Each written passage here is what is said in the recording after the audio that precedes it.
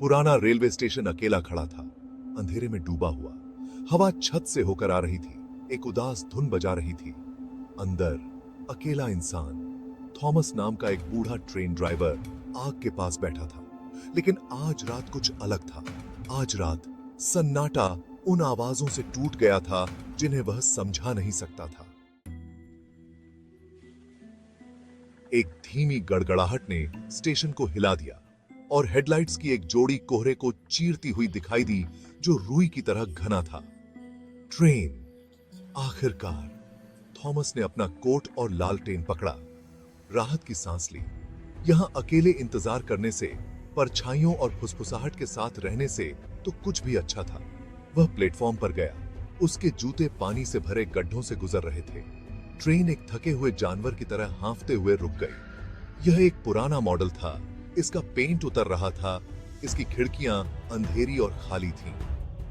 Conductor के cabin के पास लटकी एकमात्र लालटेन से ही रोशनी आ रही थी।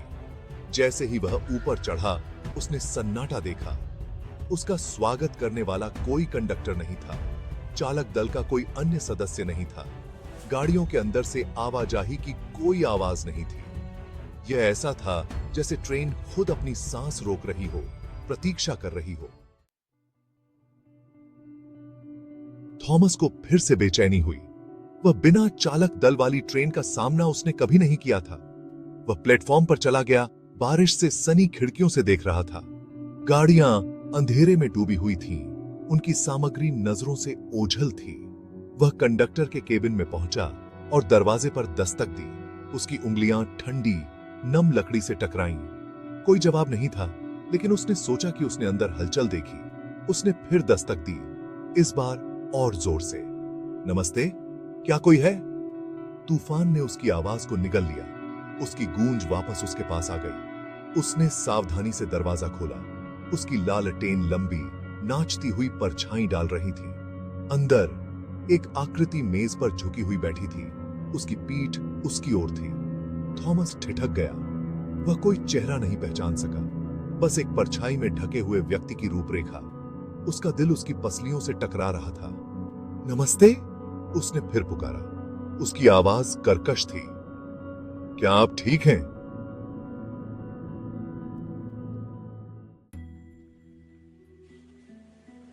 वह आकृति नहीं हिली। वह मेज पर मृत्यु की तरह पड़ी रही। थॉमस ने एक झिझकता हुआ कदम और पास बढ़ाया। उसका हाथ उसकी लालटेन के हैंडल के चारों ओर कस गया। वह आकृति से आती एक ठंडी हवा को महसूस कर सकता था। एक ठंडी हवा जो उसके नाम की फुसफुसाहट करती हुई प्रतीत होती थी। उसने अपनी लालटेन ऊपर उठाई और अच्छी तरह देखने की कोशिश की। जैसे ही रोशनी टिमटिमाई, उसने सोचा कि उसने सफेद रंग की एक चमक देखी, जैसे हड्डी आकृति के छायादार हाथ के नीचे। उसका खून ठंडा हो गया। उसे करीब से देखना था। महोदय, उसने पूछा। उसकी आवाज मुश्किल से फुसफुसाहट थी। उसने आकृति के कंधे को छूने के लिए एक कांपता हुआ हाथ बढ़ाया, लेकिन आखिरी समय पर पीछे हट गया। कुछ तो गड़बड़ थी। हवा में फुसफुसाहट तेज होने लगी, उसे दूर जाने का आग्रह कर रही थी। उसने अपनी लालटेन नीचे की, आकृति को वापस छाया में डाल दिया। तभी उसने मेज पर कंडक्टर की टोपी देखी। उसका चमड़ा उम्र के साथ काला पड़ गया था। उसने उसे उठाया, अपने हाथों में घुमाया। यह भारी था, जितना होना चाहिए था उससे अधिक ठंडा था। उसने टोपी को अपने चेहरे के पास लाया, उसका निरीक्षण किया। तभी उसने उसे देखा। किनारे पर एक नाम का टैग लगा हुआ था।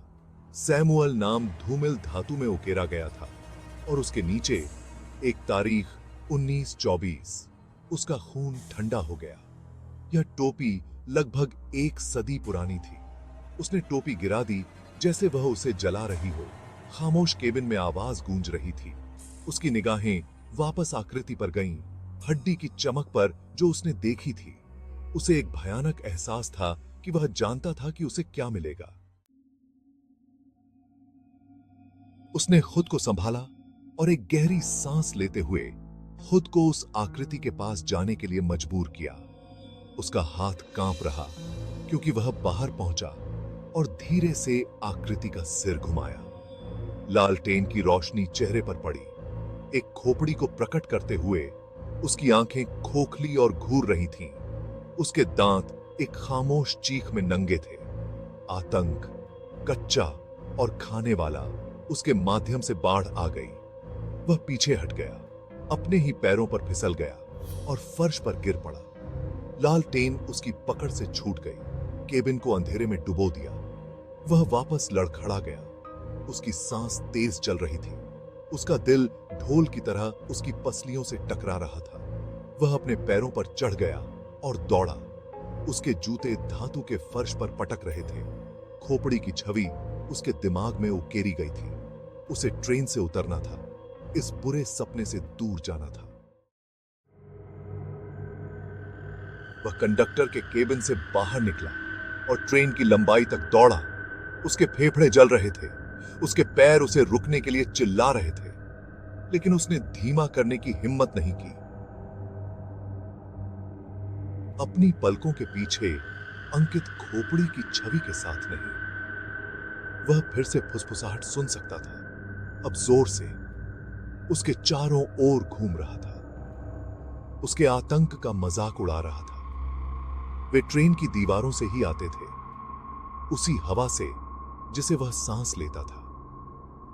उसने पीछे मुड़कर देखने की हिम्मत नहीं की, यह देखने की हिम्मत नहीं की कि कंकाल की आकृति उसका पीछा कर रही है या नहीं। वह ट्रेन के अंत तक पहुंचा और पटरियों पर कूद गया। बारिश से सने बजरी पर जोर से उतरा। उसने पीछे मुड़कर नहीं देखा, तब तक दौड़ना बंद नहीं किया जब तक कि वह स्टेशन की धुंधली रोशनी की सापेक्षिक सुरक्षा तक नहीं पहुंच गया।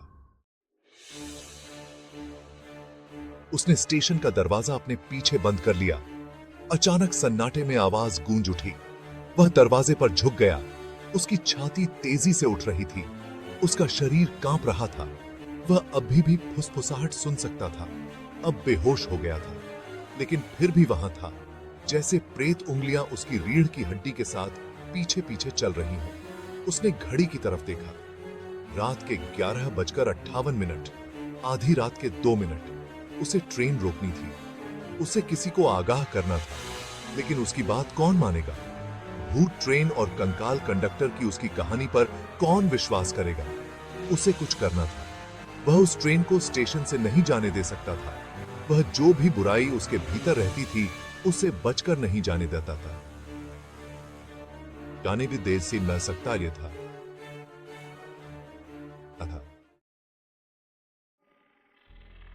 वह कोने में रखे पुराने रेडियो की ओर बढ़ा, जिसका आवरण धूल से ढका हुआ था। उसने उसे चालू कर दिया। स्थिर कर्कश कमरे में बिजली के झटके की तरह थी। वह डायल से टकरा गया। सख्त एक संकेत, एक आवाज, कुछ भी खोज रहा था। अंत में उसे एक आवृत्ति मिली, एक स्थानीय समाचार स्टेशन। उनका सिग्नल धुंधला लेकिन स्पष्ट है। उसने माइक्रोफोन पकड़ा। उसका हाथ इतनी बुरी तरह कांप रहा था कि वह मुश्किल से उसे पकड़ सका। नमस्ते, क्या कोई मुझे सुन पा रहा है? यह एक आपात स्थिति है। एक ट्रेन है, एक भूत ट्रेन, ओकवुड स्टेशन पर। यह सुरक्षित नहीं है। इसे स्टेशन से बाहर न निकलने दें। वह प्रतीक्षा कर रहा था। उसका दिल उसकी छाती में तेज हो रहा था, लेकिन जवाब में केवल स्थिर था। उसने हताशा में रेडियो पर अपनी मुट्ठी पटक दी।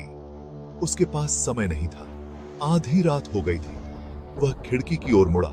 उसकी आंखें प्लेटफॉर्म की ओर खींची गई, लेकिन भूतिया ट्रेन के बजाय उसने देखा कुछ भी नहीं। प्लेटफॉर्म खाली था। ट्रेन चली गई थी, हवा में गायब हो गया। वह पीछे हट गया। उसका दिमाग घूम रहा था। क्या यह सब उसके दिमाग में था? उसकी निगाह खिड़की में पड़े प्रतिबिंब पर पड़ी। उसने एक थके हुए, भयभीत बूढ़े आदमी को उस पर वापस घूरते देखा, और तभी उसने कुछ और देखा। उसके प्रतिबिंब पर आरोपित खोखली आंखों से उसे घूर रहा था। कंडक्टर का कंकाल चेहरा था। और फिर उसने उसे सुना, एक धीमी शोकाकुल सीटी दूरी में लुप्त होती जा रही है। भूत ट्रेन जा चुकी थी, लेकिन वह जानता था कि आतंक अब भी शुरू हुआ था।